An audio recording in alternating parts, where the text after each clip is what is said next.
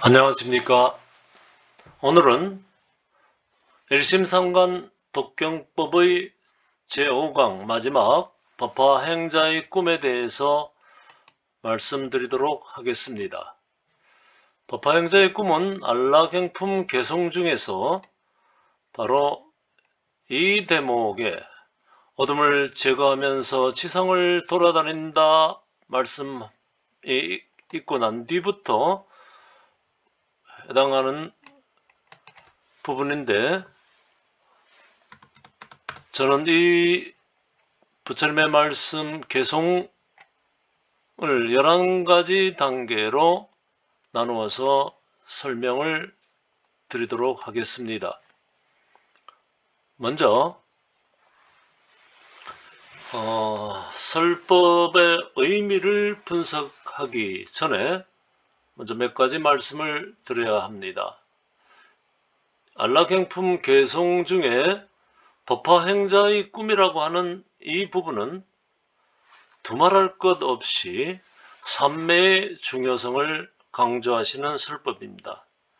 이때까지 법화경 5종 수행에서 삼매에 들어가는 부분은 5종 수행에서 들어있지 않아서 매우 소홀히 생각했던 것이 아닌가 돌아봅니다. 우리나라 수많은 스님들께서 법화경을 공부하시고 신도들을 이끌어 가시고 계시지만은, 참 이런 말씀 드리기가 죄송합니다마는, 법화삼매의 경지를 체득하시고 길을 열어서 우리 법화경 수행자들에게 길을 열어서 제시하지 못하신다면은 비승비속에 해당하는 제가 법사들이라도 용맹정진하는 마음으로 길을 열어야 하지 않겠는가 하는 심정입니다. 참 안타까운 일입니다. 한국 법화경 공부의 현재 수준은 스님들께서 편찬하신 해설들을 보면은 아직 한국 법화경을 공부하는, 신행하는 사찰에서 스님들께서 해설하시는 자료들이나 인터넷 자료들을 보면은 대부분 일본의 일련대사께서 천태대사의 이론을 풀어놓은 것을 모방하거나 답습하고 있는 것으로 보입니다. 대단히 안타까운 일입니다. 물론 일본의 일련대사는 큰 스님입니다. 법화삼매에서 여러 가지 공부하신 어떤 자기의 관점을 많이 풀어놓았습니다. 그리고서 대단한 신통력으로 일본에서 큰 역할을 하신 분이지만은, 그 일련대사가 뿌려놓은 그 씨앗들이 1년 정도 같으면은 그런 대로 괜찮지만은, 창과 계라고 하는 SGI, 공명당, 이런 막대 먹은 불교가 또 나오는 것이 그쪽 계열입니다. 그래서 이러한 점은 우리가 참 극복해야 될 것인데, 저는 그래서 제목봉창이라고 하는 용어를 별로 좋아하지 않습니다. 나무매법 연화경이나 실상매법 연화경 정근이라고 하지, 아니면은 법화경 경명, 경의 이름 정근이라고 하는 용어를 쓰지, 제목봉창이라는 용어 자체가 일본색이 있기 때문에 저는 별로 그렇게 제목봉창이라는 용어를 쓰기를 꺼려합니다. 그래서 하루빨리 일본 법화경의 모방이나 답습을 벗어나서, 아마도 가야불교부터 법화경은 들어왔을 거라고 생각합니다. 삼국시대 발해와 통일신라의 남북국시대, 그리고 고려시대 불교가 활짝 핀 그런 전통에서 어떻게 법화 삼매에 들어가신 스님들이 없다고 보십니까? 수많은 스님들이 법화 삼매에서 공부를 하시고 삼명육통까지 체득하시고 이치를 밝혀 놓으신 것들을 찾아서 우리의 한국 불교의, 한국 법화경 불교의 이론들을 우리가 회복해야 되는 것입니다. 선칠의 과정에 대해서 말씀드리겠습니다. 지금 선칠의 과정이라고 하는 삼매에 들어가는 공부가 조금씩 열리고 있습니다. 이 7일간의 수행이라고 하는 것은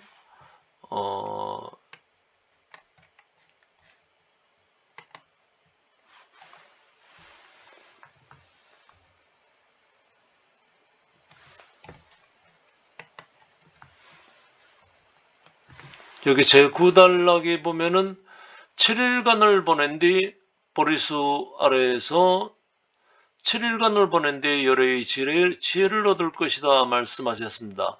그래서 이 7일간의 수행을 통해서 깨달음을 얻는다라고 해서 일부 스님들께서도 동안거 하한거가 아니라 7일간이면 충분하다. 깨달음을 얻기까지 철저하게 수행을 7일만 해도 깨달음을 얻을 수 있다라고 보는 것이 선칠의 과정입니다. 그래서 일부 선칠의 과정들이 조금씩 열리고 있다는 것을 귀동냥하고 있고, 부산에서 해운대 수많은 보살님들과 거사를 대상으로 해서 법화 삼매 참법을 가르치시던 조계종 각산스님, 그분께서 문경에 명상마을을 만드셔가지고 얼마 전에 오픈한 걸로 알고 있습니다. 7일간의 선칠 과정을 열고 있으니까 우리도 법화경의 삼매를 공부하는 입장에서는 가서 한번 우리가 이 각산 스님의 선칠의 과정을 공부해 볼 필요성도 있다. 거기서 말씀드리는 법화 삼매 참법은 바로 보현보살 곤발품에서 나오는 21일 보현보살 친견 기도법입니다. 고려시대에도 자료들을 보면은 법화 삼매 참법에 대한 그 한문 자료들이 많이 남아 있다는 것을 알 수 있습니다. 여러 가지 생각들은 모자라지만은 우리가 간단히 말하면은 이제는 우리 한국 불교 방식으로 법화 삼매에 관계되는 법화경의 전반적인 이론의 틀을 구축해야 된다라고 하는 점을 말씀드리고 있습니다. 그래서 지금 동국대학교의 큰 학자분들이신 지창규 박사님, 이균 교수님, 영신 스님, 그리고 또 법화경을 가르치는 분들에게 희망을 걸어봅니다. 그리고 아직까지 저도 지창규 교수님의 강좌를 지방에 있어서 제대로 다 열어보지는 못했습니다만은 얻어보도록 노력하고 여러분들에게 전파하도록 하겠습니다. 제1단계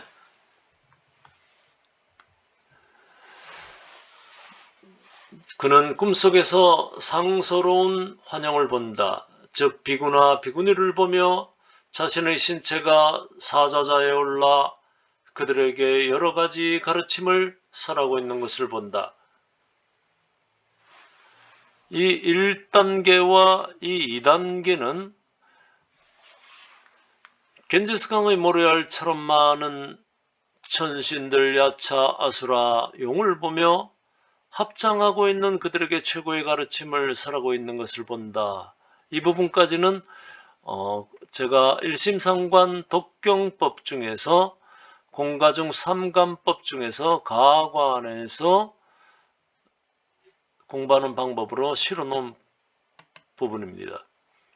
그래서 이쪽 부분까지는 우리가 삼매에서 우리가 가상으로 전제를 하는 부분이니까 제3단계로 가면은 꿈속에서 열애를 청견한다고 했습니다. 수천의 광명을 뿜으면서 감미로운 소리를 내시는 금색의 신체인 보호자를 본다. 참, 꿈속에서라도 부처님을 뵙는다라고 하면은 얼마나 황홀할까 생각을 해봅니다. 아직까지 저도 그런 경지까지 못 갔습니다만은 법화경전을 수지하는 사람은 곧 열애를 청견함이라 하는 부처님 말씀으로 위안을 삼아 봅니다.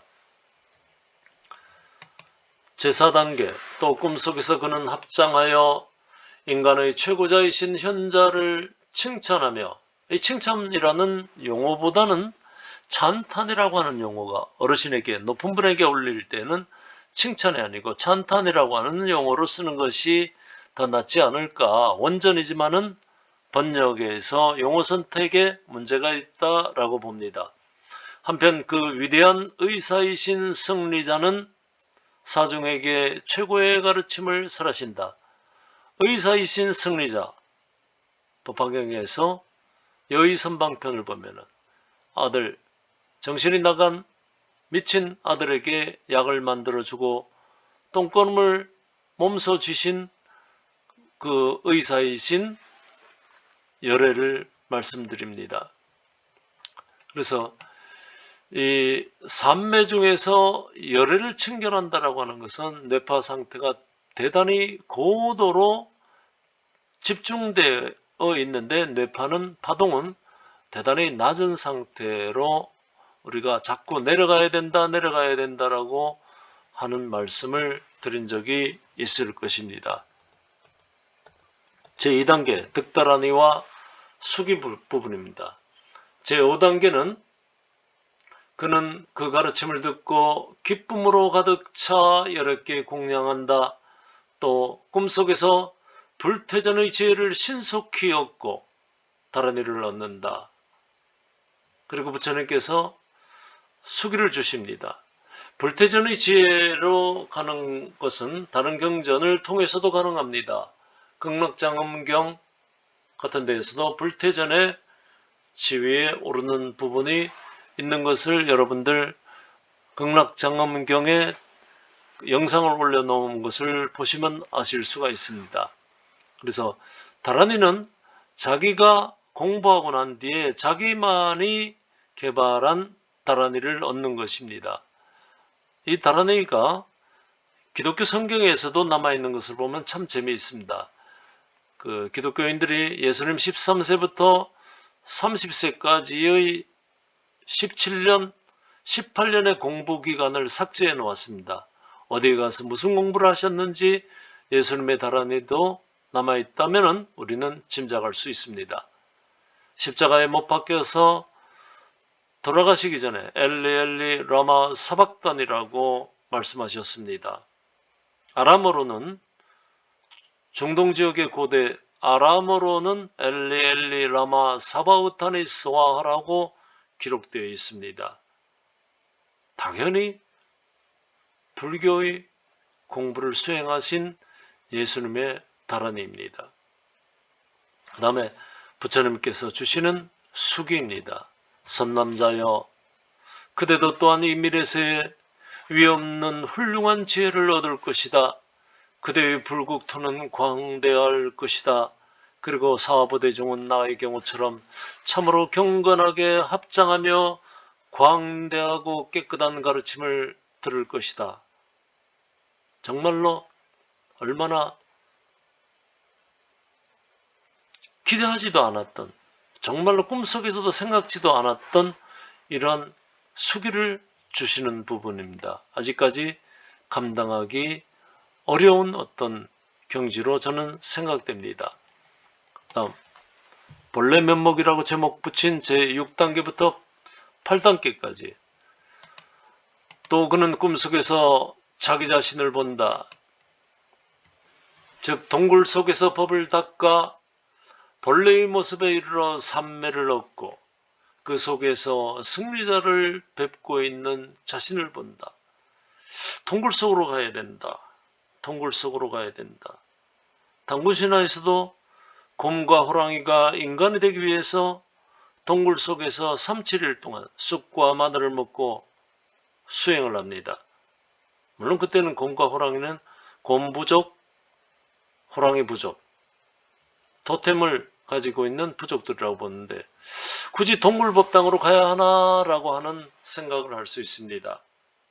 요즘 같으면은 스님들이 공부하시는 모문관 같은 석 달 동안 문을 잠그고 들어가서 공부하는 모문관 같은 밀폐된 수행 공간이라고 할 수 있습니다.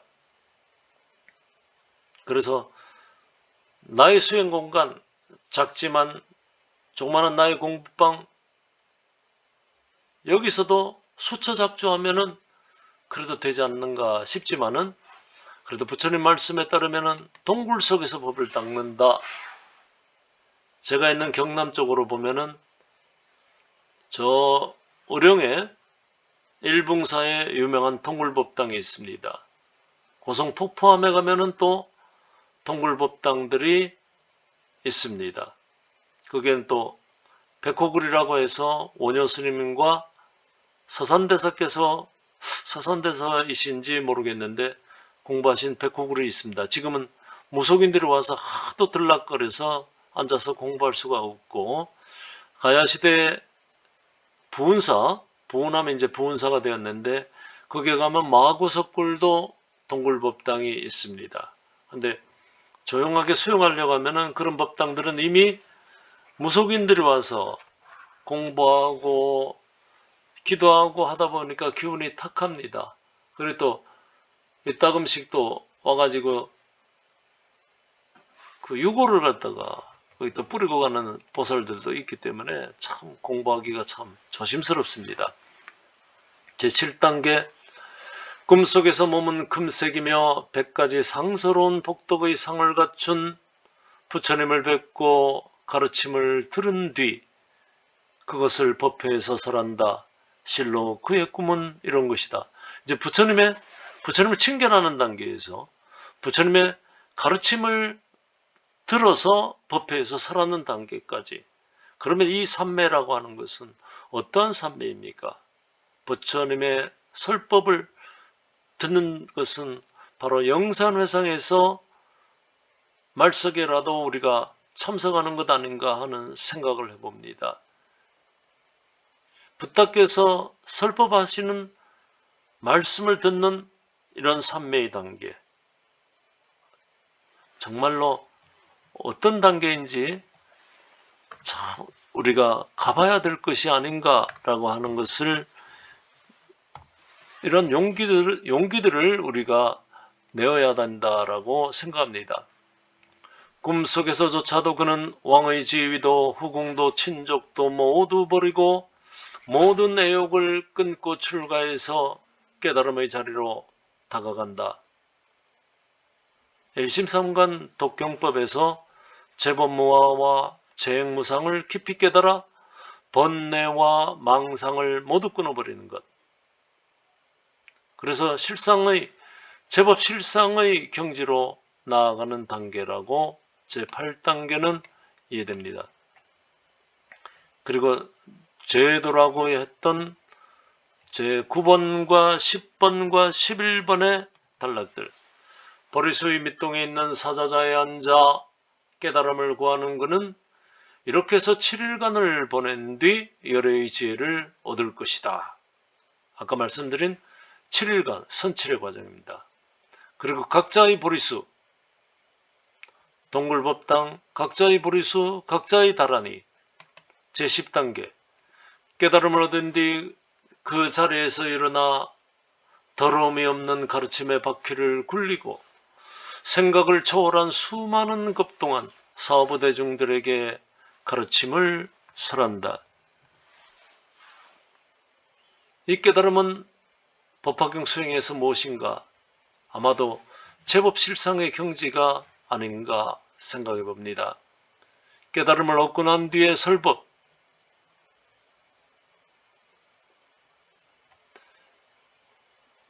이 설법도 앞에서 말씀했던 설법하고 깨달음을 삼매에서 깨달음을 얻고 난 뒤에 설법은 또 차원이 다르겠죠. 더러움이 없는 가르침을 설해 수많은 생명 있는 것들을 제도시킨 뒤 기름이 닿은 등잔불처럼 열반에 든다. 그가 꾸는 꿈은 이런 것이다. 그래서 수행자의 죽음은 일반적인 죽음이 아니라 기름이 닿은 등잔불처럼 열반에 드는 것입니다. 열반 적정의 단계로 가는 열반의 과정이 되는 수행자의 죽음이라고 하는 것을 우리가 생각해 보아야 합니다.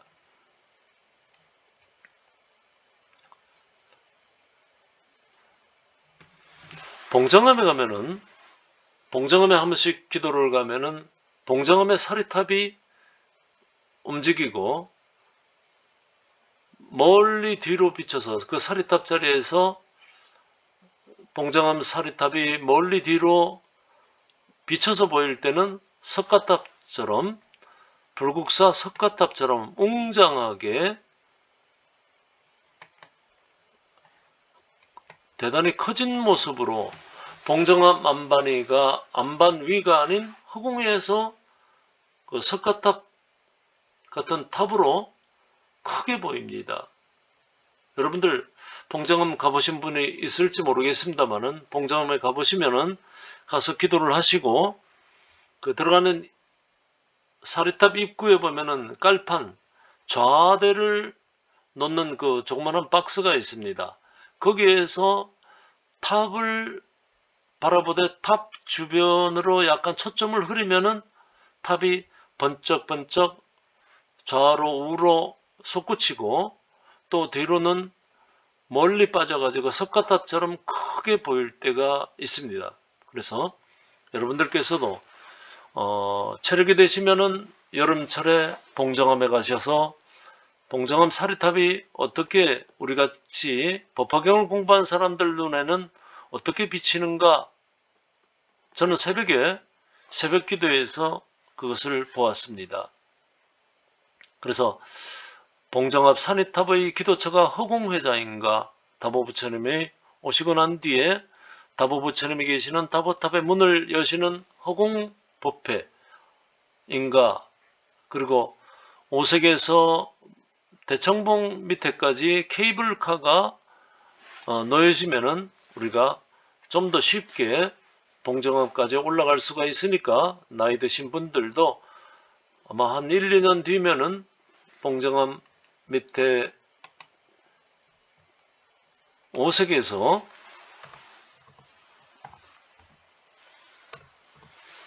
그 대청봉 밑에까지 케이블카가 놓여지면은 좀 더 쉽게 이러한 현상들을 볼 수가 있습니다. 그래서 어떤 것들을 보았다라고 하는 것들을 다 버려야 되는데 혹시 여러분들에게 도움이 될까서 싶은 마음에 말씀드립니다. 일심삼관을 처음 시작할 때, 즉 영상을 만들어서 처음 유튜브에 올릴 때 제가 경험한 바로는 불상이 비스듬하게 누운 얼굴이 보입니다. 원만하신 상으로 몸의 상반신 중에 일부는 땅 위로 드러나 있고 일부는 땅 속에 있는지 불상이 비스듬하게 얼굴이 나온 부분이 있습니다. 그리고 원만한 상으로 우주 공간 안에 암흑의 천지, 깜깜한 우주 속에서 부처님의 모습이 실루엣으로 우주 공간에 떠 있는 것도 볼 수가 있었습니다. 그러니까 저는 수행이 일천하니까 다른 법사님들은 이보다 훨씬 더 높은 부처님을 친견하는 단계 이후로 가신 분들도 있을 거라고 생각합니다. 그리고 틀림없이 나무묘법연화경 정근으로 제법 실상까지 가신 분들이 있을 거라고 생각합니다. 일심으로 경명을 염송하는 것이 얼마나 중요한가 하면 이제 목숨 걸고 참 아파트에서는 참 이렇게 새벽이나 어떤 때나 목청껏 소리 높여가지고 기도하기가 참 어렵습니다. 울리기 때문에 항의도 들어올 것 같기도 하고 목닥도 쳤으면 좋겠는데 꿈도 못 꾸는 일입니다. 그러니까 차를 타고 어디로 나가든지 안 그러면 어디 산속으로 들어가든지 안 그러면 절에 가도 그 별로 목청껏 이렇게 어디 법당 옆에 관음전이나 한쪽에 사이드 법당에서 목청껏 연부를 하려고 해도 연불산매에 들어가고자 해도 그것이 그렇게 쉽지가 않습니다. 그러니까 여러분들께서도 힘내셔서 일심으로 연불산매에 들든지 연불을 통해서 산매에 드는 연불산매로 가시든지 일심삼관법으로 산매에 들어가시든지 공부하셔가지고 공부하신 그 경지들을 서로 나누어서 같이 가는 그러한 아름다운 모습이 아름다운 동행이 되었으면 좋겠습니다. 오늘 여기까지 강의를 마치도록 하겠습니다. 감사합니다. 남무의 법연화경, 남무의 법연화경, 남무의 법연화경.